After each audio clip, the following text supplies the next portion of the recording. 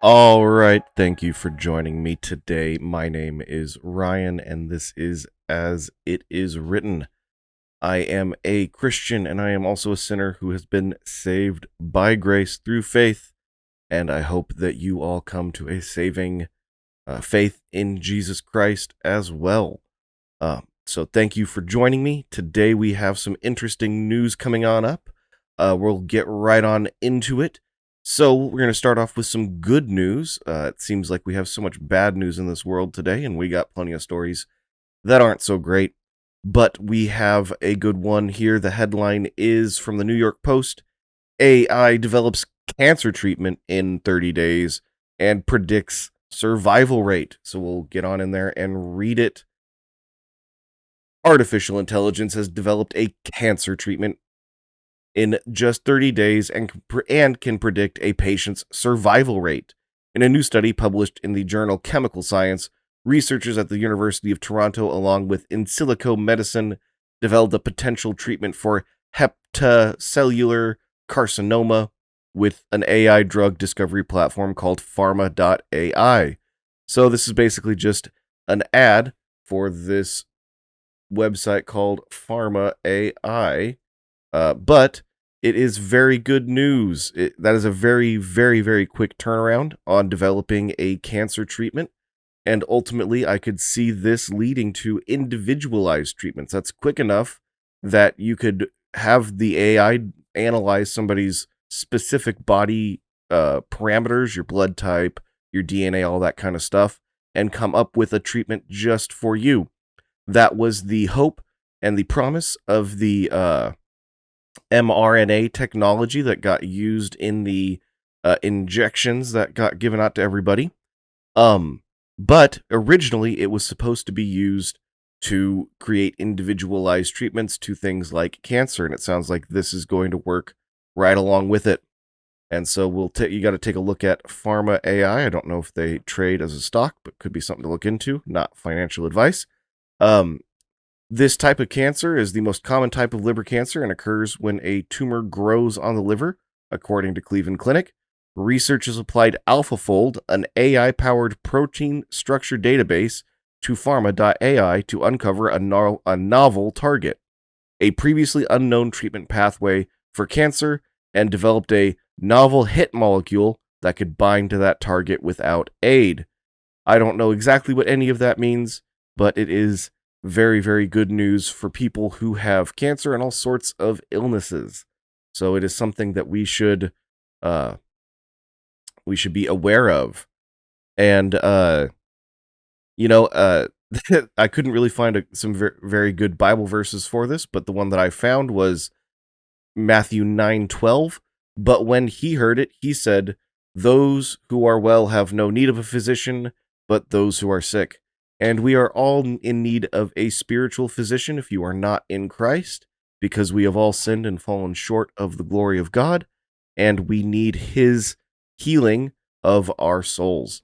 This is also, so I'm very happy about this. It's a very good development. And if you have some kind of a disease or cancer, this could provide you some hope in the future. Or if you develop it, maybe if you wouldn't provide you hope now. All right. So we are going to move on over to our second story. This is Fear, Burnout, and Insubordination. Insiders spill details about life at the highest levels of the FBI. Now, just a little context for everybody.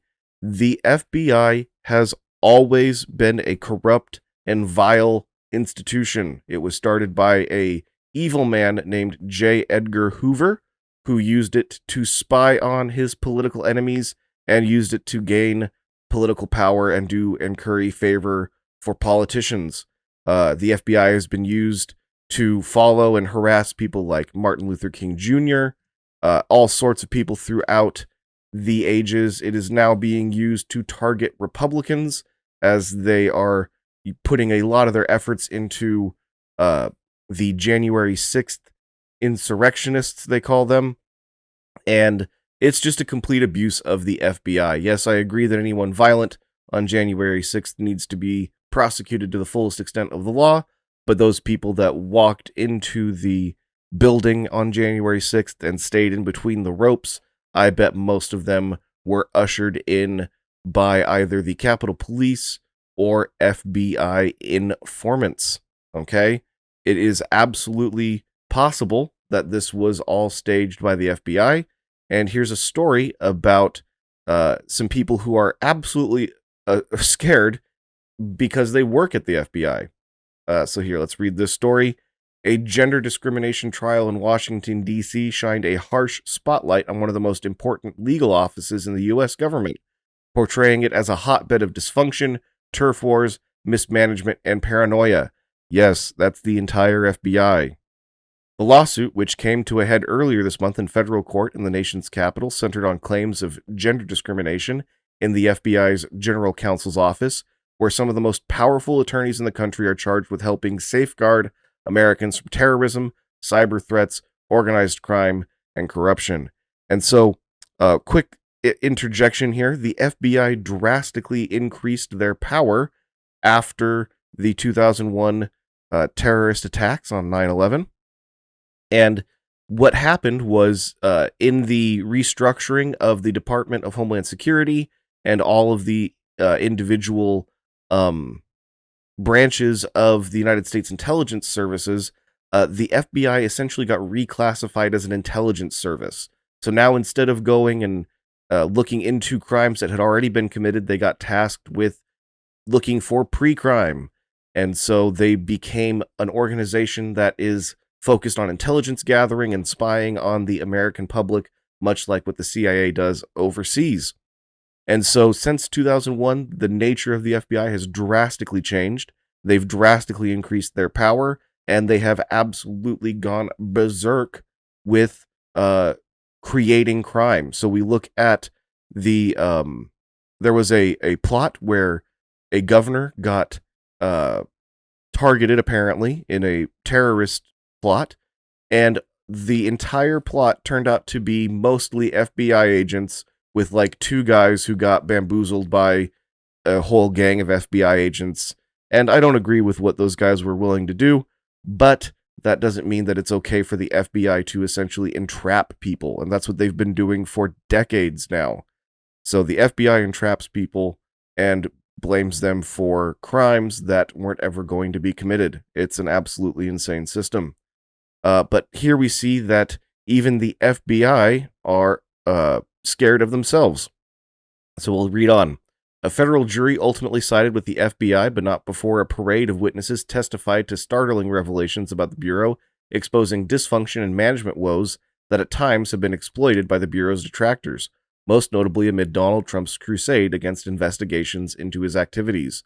The trial drew little notice inside the federal courthouse in Washington, D.C., where numerous high-profile Jan 6 defendants were simultaneously standing trial, and grand juries probing potential crimes by Trump and his allies remain active.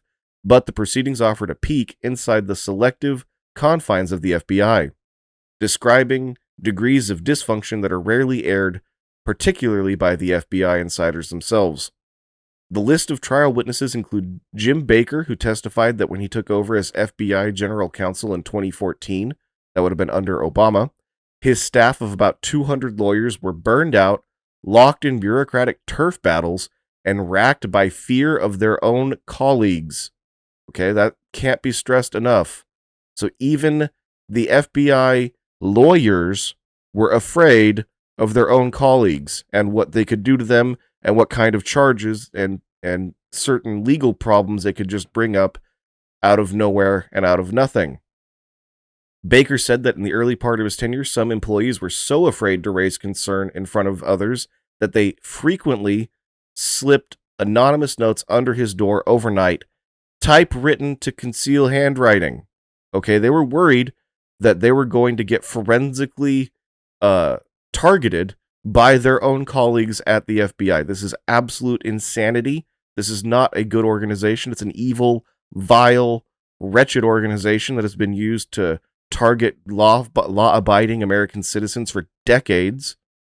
Okay? And then we're going to continue. People were so afraid to be seen talking to me, Baker said. They were afraid of some of the leadership that was still in the office.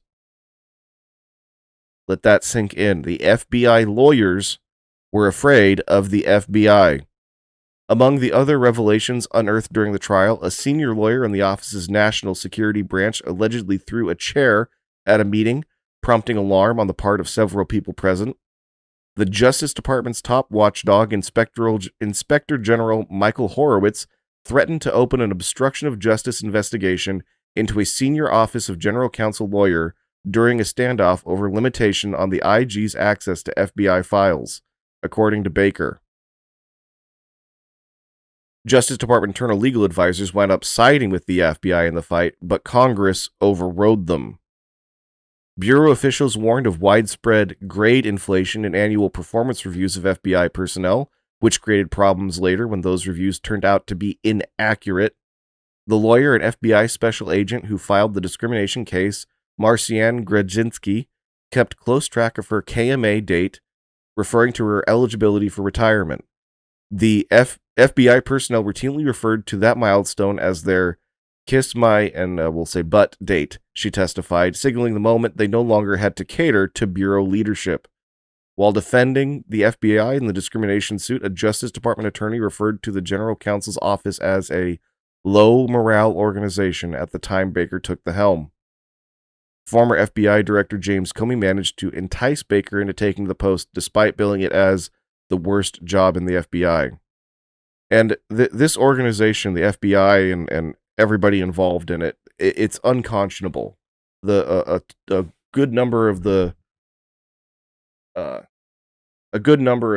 policing institutions in our country are absolutely wretched, vile scum. A good number of them, especially at your local level. Police are the problem. Sheriffs are great. They are beholden to sheriff's deputies are great because they're beholden to a sheriff who is directly elected by the people.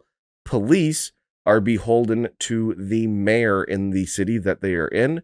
And what often happens is the mayor will direct the police chief to do things and then fire the police chief when it goes south. And so it keeps the mayor in charge, who will continue to do the exact same things, and the police chief will get fired, and the police know that they have to continue doing the mayor's bidding or they lose their pension. It's a horrible, evil, corrupt system and leads to massive problems in our society.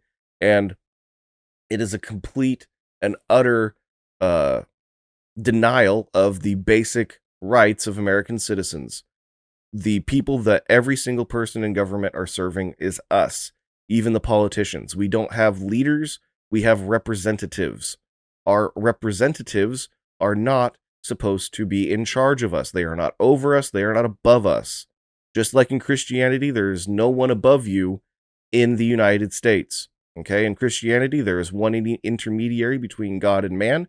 That is the man Christ Jesus. We are all priests directly under our high priest Jesus. There is no pope. There is no bishop. There is nobody that is over you in your salvation. There may be people that are over you in the hierarchy of the church that have certain responsibilities, but there is no one person that is over you as a Christian. There's no one Christian that is better than another and more saved or higher authority. Likewise, as a United States citizen, there is no person that is above you in authority. You are the ruling government of this country. As a citizen of the United States, you are in charge. You elect representatives to go represent you, not lead you. They're elected to represent you and your wishes, okay? But they are not elected to lead you. They are not elected to direct you. They are not elected to be above you. And the FBI doesn't understand that, okay? So in that light, let's go read. We're going to read Romans 13, 1 through 4, in light of who the real authority is. You and me and every other person in this country is the authority. The president isn't the authority. The Congress isn't the authority. The Supreme Court isn't the authority. You, me, every other person in this country is the authority over all of those elected and unelected representatives. So let's read Romans 13, 1 through 4 in that light, because that's where everybody gets it wrong. Let every person be subject to the governing authorities, for there is no authority except from God, and those that exist have been instituted by God. Therefore, whoever resists the authorities resists what God has appointed, and those who resist will incur judgment. For rulers are not a terror to good conduct, but to bad. Would you have no fear of the one who is in authority? Then do what is good, and you will receive his approval, for he is God's servant for your good. But if you do wrong, be afraid, for he does not bear the sword in vain, for he is the servant of God, an avenger who carries out God's wrath on the wrongdoer. And we have this backwards. We've been bamboozled by our educational system into believing that we are the ones that are being governed, not the ones doing the governing. Okay? We, the people, are the ones that are in charge of our government. And all of these people need to be subject to our governing authority, not subject to their own. And they have for far too long been free to trample over our constitutional rights in every single way they possibly can. We bear the sword. We have a Second Amendment right to keep and bear arms. Okay? We have that because we're the ones that are bearing the sword as the authorities in this country. We kicked off our Caesars. Okay? Caesar is no longer in charge. It's you and me. We are all Caesar, not the president. The president is not Caesar. It's very specific. I know that I've been very animated about this, but it is incredibly important to me that we understand who's in charge in this country. And it's not the president. It's not the FBI. It's not Congress. It's not the Supreme Court. It's you and me. Okay? So remember that when somebody tries to quote Romans 13 to you and say that you need to go take a vaccine. No, you don't. No one can force you to do something with your body that you don't want them to do. They can't mandate a vaccine. They can't do any of that. Okay? So I just wanted to get that out there. Again, sorry if that's a little intense. It's something I'm very passionate about. So we need to regard the FBI as what it is, an evil, corrupt, vile organization that should be dismantled. Okay? It needs to go away. And the people that have been breaking the law and have been trampling over your constitutional rights need to be put in jail. And that's basically every single person in leadership at the FBI, in my opinion. All right. Again, not calling for violence against anyone, not calling for anyone to go do anything evil. We need to do everything legally and constitutionally, but we need to start doing it. Whew. All right. Sorry about that. Let me calm down a little bit. Give me a second. Okay. Let's move on to our next story. We have Swiss look on in dismay as once mighty Credit Suisse craters. So the bank that exists in Switzerland called Credit Suisse, it's one of the largest banks in the world.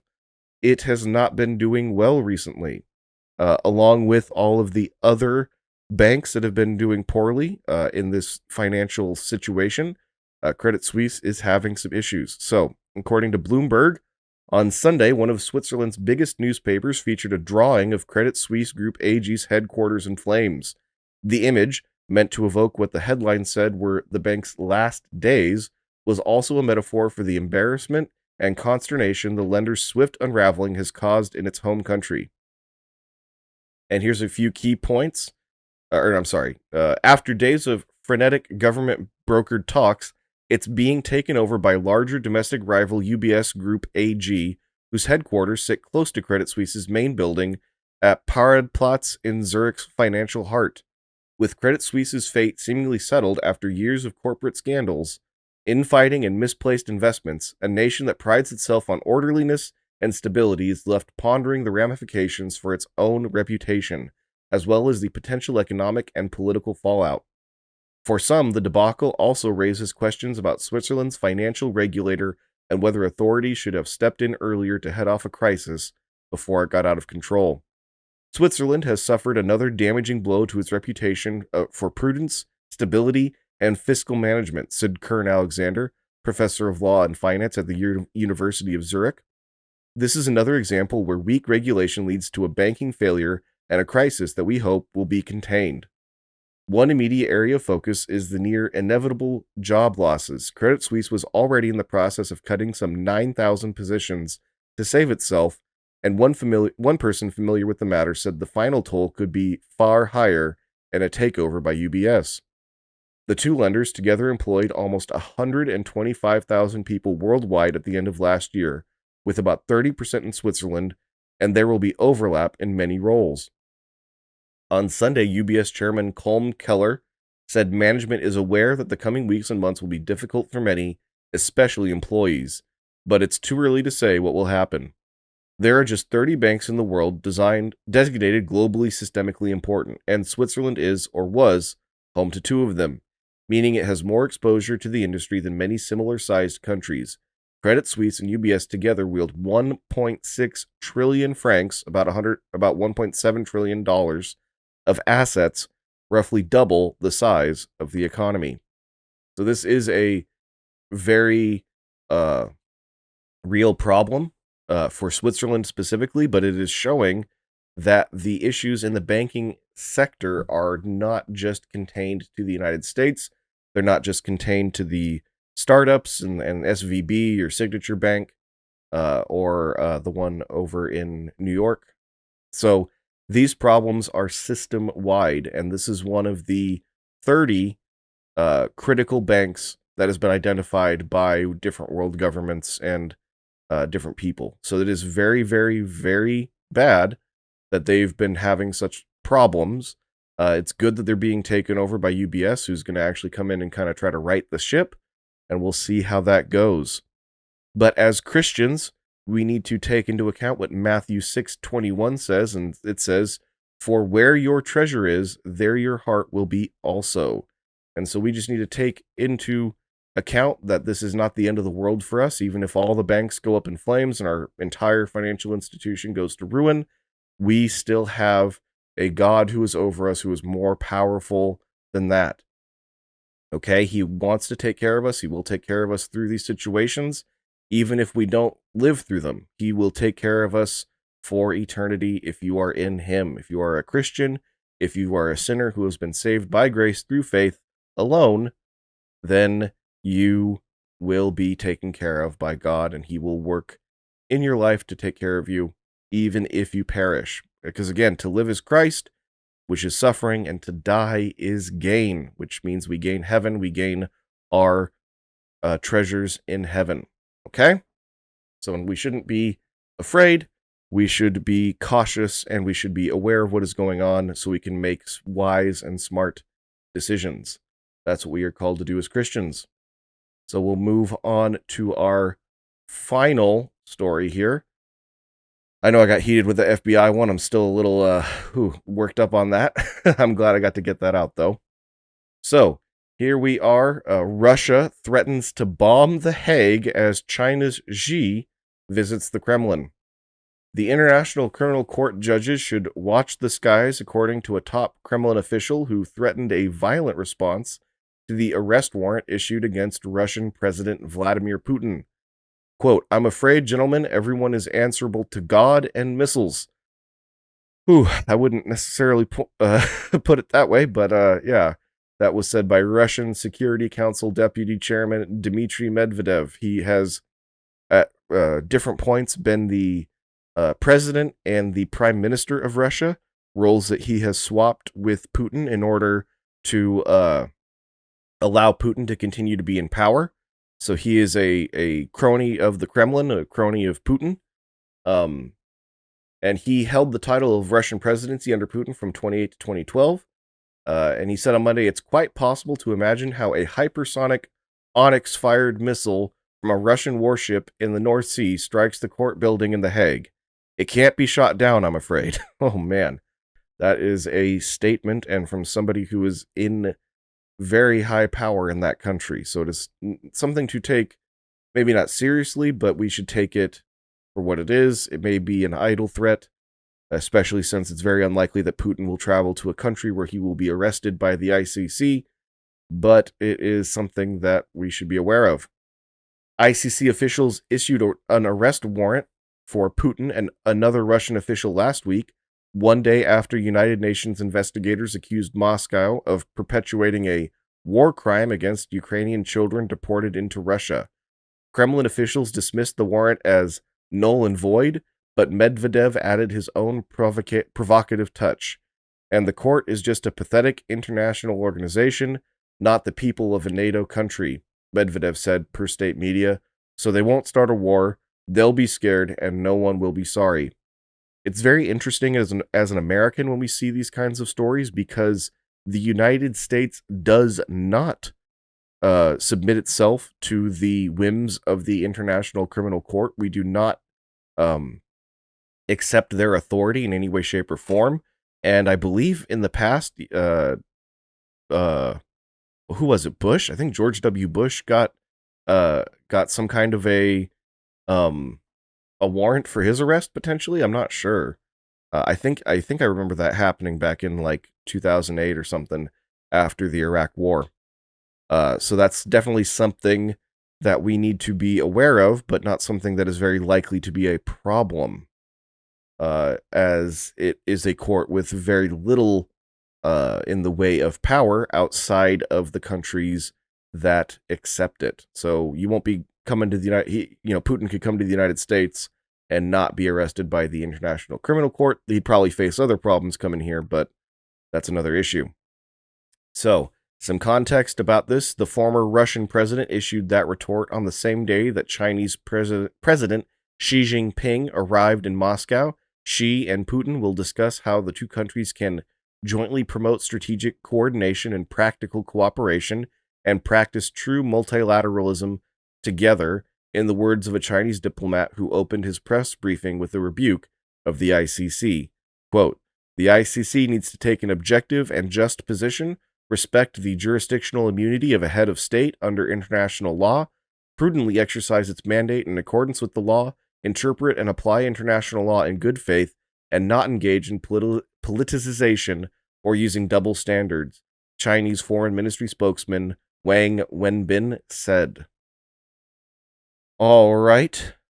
So, here, I'm going to read us a passage that I think has a little bit to do with this, and it's from Matthew 24, 4 through 8. "And Jesus answered and said to them, 'Take heed that no one deceives you, for many will come in my name, saying, I am the Christ, and will deceive many. And you will hear of wars and rumors of wars. See that you are not troubled. For all these things must come to pass, but the end is not yet. For nation will rise against nation, and kingdom against kingdom, and there will be famines, pestilences, and earthquakes in various places. All these are the beginning of sorrows.'" And so, this isn't necessarily a sign of the end times. The horrible things that are going on in this world might be. I think that there's a lot of prophecy that is lining up such that it looks like the end times, but people have been saying that for 2,000 years, so I'm certainly not making any kind of a specific prediction or even that it will happen at this point, but it looks like it. The nation of Israel is back in the land since 1948. That was a huge piece of prophecy that was fulfilled during my grandparents' life, and so now we're starting to see different things line up and take shape, such that the book of Revelation and Daniel and all the other prophetic books of the end times are starting to look very, very, very newsworthy. And so it's something that we need to be aware of. But again, just because it looks bad now, there's going to be wars and rumors of wars, but the time is not yet. And so it might not be just yet. This might just be a war or a rumor of war that doesn't even come to pass. So nothing to be overly concerned about, but something that we need to acknowledge and be aware of and understand. And I really thank you all for joining me today and listening to this podcast.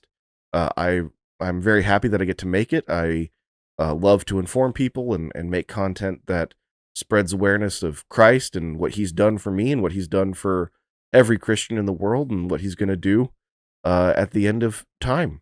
And I thank you for joining me. I hope that you have a wonderful day. I will see you again on Wednesday at 11 a.m. Pacific time, right here on Twitch Live, or if you want to see the video on demand, it'll be on YouTube and as a podcast. The podcast is called AiiW News. You can find it on most podcasting websites. I believe it's even up on Apple. And you can find the video on demand on my YouTube channel as it is written. So thank you again for joining me. I hope that you have a wonderful start to your week. Goodbye.